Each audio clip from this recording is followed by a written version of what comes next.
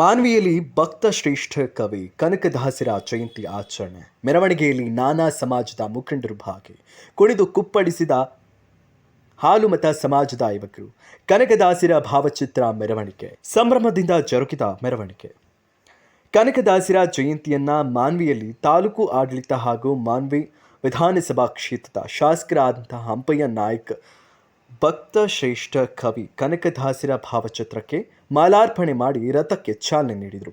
ಇನ್ನು ಇದೇ ಸಂದರ್ಭದಲ್ಲಿ ಶಾಸಕರಾದಂತಹ ಹಂಪಯ್ಯ ನಾಯ್ಕರವರು ಹಾಗೂ ಮಾಜಿ ಶಾಸಕರಾದಂತಹ ರಾಜ ವೆಂಕಟಪ್ಪ ನಾಯಕ ಹಾಗೂ ತಾಲೂಕು ದಂಡಾಧಿಕಾರಿಗಳಾದಂತಹ ಪಿರಂಗಿ ರಾಜು ಸೇರಿದಂತೆ ಹಾಗೂ ತಾಲೂಕಿನ ಅಧಿಕಾರಿಗಳು ಹಾಗೂ ಹಾಲುಮತ ಸಮಾಜದ ಮುಖಂಡರು ಮತ್ತು ಸಾರ್ವಜನಿಕರು ಸೇರಿ ಅದ್ಧೂರಿಯಾಗಿ ಜಯಂತಿಯನ್ನು ಆಚರಿಸಲಾಯಿತು. ಡಿಜೆ ಸೌಂಡ್ಗೆ ಹಾಲುಮತ ಸಮಾಜದ ಮುಖಂಡರು ಹಾಗೂ ಯುವಕರು ಹಾಡಿಗೆ ಹೆಜ್ಜೆ ಹಾಕುತ್ತಾ ನೋಡುಗರ ಗಮನ ಸೆಳೆದರು. ವೇಷಗಾರರು ನಾನಾ ವೇಷ ಧರಿಸುವುದರ ಮೂಲಕ ಮೆರುಗು ತಂದರು.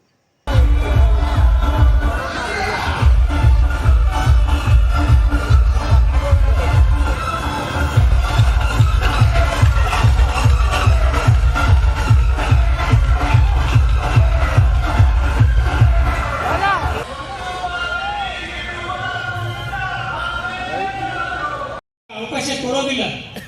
ಅವಾಗ ಬಹಳ ಅವ್ರಿಗೆ ಹಿಂಸೆ ಕೊಡ್ತಾರೆ. ಅವಾಗ ಯಾರೋ ಅಂತಾರೆ, ಏನಪ್ಪ ನೀ ಇಷ್ಟೆಲ್ಲ ಹಿಂಸೆ ಯಾಕೆ ಅನುಭವಿಸ್ತೀನಿ ಅಂದಾಗ ಅಂತ ಹೇಳ್ತಾನ, ನನಗೆ ಅವರೇ ಕಾಯ್ಬೇಕು ಅಂತಂದ್ರೆ, ನನಗೆ ಏನ್ ಬೇಕು, ಅವರೇಕಾಯಿ ಬೇಕು. ಅವರೇಕಾಯಿ ಇದೇನಪ್ಪ ಅವರೇಕಾಯಿ ಹೆಂಗ ಅಂತಂದಾಗ ಯಾರೋ ಒಬ್ರು ತಿನ್ನೋ ಅವರೇಕಾಯಿನ ಕಾಯಿಪಲ್ಲೆ ಮಾಡಿ ತಿನ್ನತಕ್ಕಂಥ ಅವರೇಕಾಯಿ ತಂದಾಕ್ತಾರೆ. ಅವಾಗ ಒಬ್ರು ತಿಳಿದೋರಲ್ಲಿ ಹೇಳ್ತಾರೆ, ಅವರೇ ಕಾಯ್ಬೇಕಂದ್ರೆ ಅವರು ಭಗವಂತನ ಅರ್ಥವನ್ನ ಹೇಳ್ತಾರೆ.